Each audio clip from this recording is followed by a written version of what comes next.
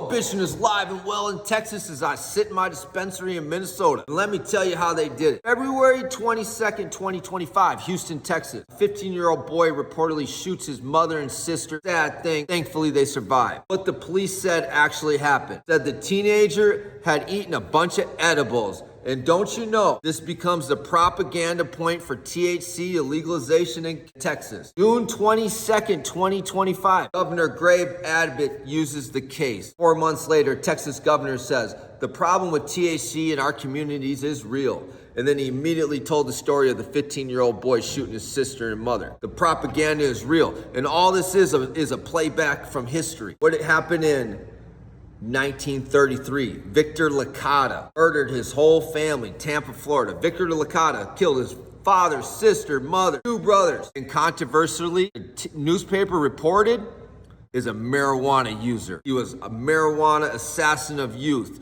Victor was high on marijuana, and that's why he killed his parents. This was all through the papers in 1937 when Harry Anslinger wanted to make cannabis marijuana illegal. It's all a game and it's all a lie. And now the latest thing in 2026 is all the medical companies, the MSOs. For some reason, they decided that Texas needs to have this law to make it illegal because there's nothing bad about cannabis. Nobody's getting hurt. And how they do these things is they fabricate the stories. Like this one that they did from February 22nd, 2025 in Houston, Texas, where they said the kid was high on gummies and he shot his sister and mother. But they did the same thing in 1933 in Tampa, Florida.